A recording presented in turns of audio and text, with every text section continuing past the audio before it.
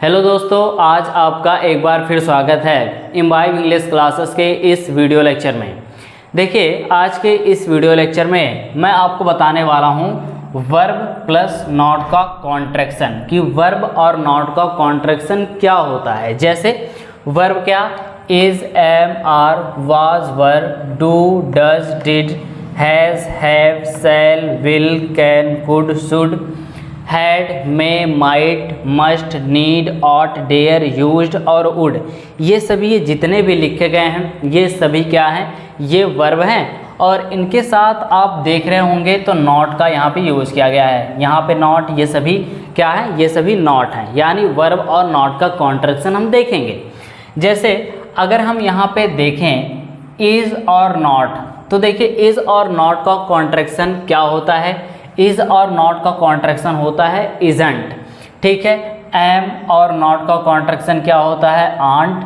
और आर और नॉट का कॉन्ट्रैक्शन क्या होता है, आंट। अब यहाँ पे ज़रा आप थोड़ा ध्यान दीजिएगा, यहाँ पे मैंने आपको क्या बताया कि एम और नॉट का कॉन्ट्रैक्शन क्या होता है, आंट, और आर प्लस नॉट का कॉन्ट्रैक्शन क्या होता है, आंट।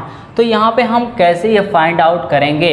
जैसे मान लीजिए किसी भी सेंटेंस में ये आ गया, आंट लिख के आ गया, तो कैसे हम ये फाइंड आउट करेंगे कि ये जो आंट है ये एम नॉट का कॉन्ट्रैक्शन है या आर नॉट का कॉन्ट्रैक्शन है। तो मैं यहाँ पे आपको बता दूँ कि जब आपके सेंटेंस में सब्जेक्ट आई होगा और आई के साथ कॉन्ट्रैक्शन आंट का यूज किया गया होगा, तो आप ये समझिएगा कि ये जो आंट है ये किसका कॉन्ट्रैक्शन है, ये एम और नॉट का कॉन्ट्रैक्शन है, ये आर प्लस नॉट का कॉन्ट्रैक्शन नहीं है। लेकिन जब आपका सब्जेक्ट आई होगा तब, अगर सब्जेक्ट आई नहीं है या इसके अलावा कुछ और सब्जेक्ट है और वहाँ पे आंट का यूज हुआ है, तो आप कहिएगा कि ये कॉन्ट्रैक्शन किसका है, आर प्लस नॉट का कॉन्ट्रैक्शन है। तो इस तरह से आप क्या करेंगे, इस तरह से आप फाइंड आउट करेंगे। अब हम देखते हैं वाज और नॉट का कॉन्ट्रैक्शन क्या होता है। तो यहाँ पे देखिए आपको बताया गया है कि वाज और नॉट का कॉन्ट्रैक्शन है वाजंट, और वर नॉट का कॉन्ट्रैक्शन क्या होता है, वांट। डू नॉट का कॉन्ट्रैक्शन क्या होता है, डोंट। डज नॉट का कॉन्ट्रैक्शन क्या होता है, डजंट। डिड प्लस नॉट का कॉन्ट्रैक्शन क्या होता है, डिडंट। हैज़ नॉट का हैजेंट। हैव नॉट का हैवेंट। सेल नॉट का कॉन्ट्रैक्शन क्या होता है, shan't. Yes, H A N T. यहाँ पे देखिए यल का यूज नहीं किया गया है, इस चीज़ का आप ध्यान रखिएगा।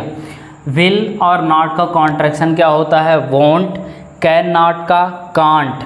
उसके बाद से यहाँ पे देखिए वुड नॉट का कॉन्ट्रैक्शन क्या होता है, कुडंट। शुड नॉट का कॉन्ट्रैक्शन क्या होता है, शुडंट।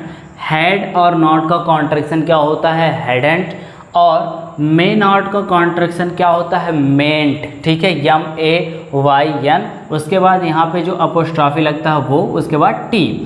माइट प्लस नॉट का कॉन्ट्रैक्शन क्या होता है, माइंट, ठीक है, माइंट। मस्ट प्लस नॉट का कॉन्ट्रैक्शन क्या होता है, मसंट। नीड प्लस नॉट का कॉन्ट्रैक्शन क्या होता है, निडंट।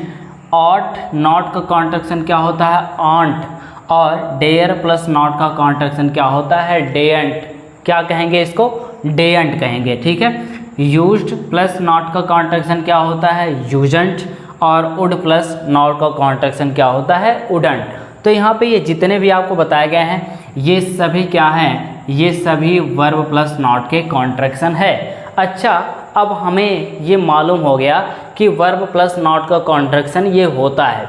अब ज़रा हम ये जान लेते हैं कि कॉन्ट्रैक्शन का यूज किया क्यों जाता है, आखिर इसका यूज क्यों किया जाता है, इसको जान लेते हैं। देखिए, कॉन्ट्रैक्शन का यूज करने से हमारी फ्लुएंसी बढ़ती है, चाहे वो लिखने की बात हो या स्पीकिंग करने की बात हो। जैसे हम क्या कर रहे हैं, हम किसी के साथ इंग्लिश में बात कर रहे हैं, ठीक है, तो वहाँ पे क्या होता है, आप अक्सर सुने होंगे किसी को बोलते हुए, जो इंग्लिश बोलता है वो क्या करता है, वो बहुत तेज़ी से बोलता है। नहीं, वो बहुत तेज़ी से नहीं बोलता है, बल्कि वो कॉन्ट्रैक्शन का यूज करता है। इसके वजह से सुनने वाले को ये लगता है कि ये व्यक्ति, ये पर्सन बहुत तेज़ी से इंग्लिश बोल रहा है। जैसे अगर मैं यहाँ पे ये लिखूँ, ठीक है, कि अक्सर आप ये सुने होंगे कि आई डू नॉट नो, अगर मैं यहाँ पे ये लिख दूँ, ठीक है, तो यहाँ पे देखिए इसका मतलब क्या हुआ, आई डू नॉट नो, मैं नहीं जानता हूँ, ठीक है। अब यहाँ पे कोई कॉन्ट्रैक्शन का यूज नहीं किया गया है, लेकिन अगर हम यहाँ पे डू और नॉट का कॉन्ट्रैक्शन देखें, यहाँ पे देखिए आपको बताया गया है डू और नॉट कॉन्ट्रैक्शन क्या होगा, डोंट, तो हम यहाँ पे यही तो कहेंगे डोंट, उसके बाद नो। अब यहाँ पे अगर मैं बोलूँ आई डू नॉट नो, तो इसको बोलने में मुझे थोड़ा समय लग रहा है, ठीक है, आपको सुनने में भी थोड़ा समय लग रहा है और आपको ये लग रहा है कि मैं बहुत स्लो इंग्लिश बोल रहा हूँ, ठीक है। लेकिन अगर मैं इसको बोलने के बजाय यहाँ पे कॉन्ट्रैक्शन का यूज करके ये बोलूँ कि आई डोंट नो, आप ये कहते हैं और सुनते भी हैं आई डोंट नो। अब यहाँ पे देखिए सेम सेंस निकल के आ रहा है, सेम सेंटेंस बोला जा रहा है, लेकिन फ़र्क क्या है, यहाँ पे कॉन्ट्रैक्शन का यूज कर दिया गया है, जिसकी वजह से ये सेंटेंस सुनने में ऐसा लग रहा है कि इस सेंटेंस को बहुत तेज़ी से बोला गया है। तो इस चीज़ को आप समझिएगा कि जो बोलने वाला व्यक्ति रहता है, स्पीकर होता है, जो बहुत तेज़ी से इंग्लिश बोलता है, वो तेज़ी से इंग्लिश नहीं बोलता है, बल्कि वो क्या करता है, वो कॉन्ट्रैक्शन का यूज करता है। तो अगर आप जानते थे पहले कॉन्ट्रैक्शन के बारे में तो अच्छी बात है, और नहीं जानते थे तो इस चीज़ को जान लीजिए और कॉन्ट्रैक्शन का यूज करिए।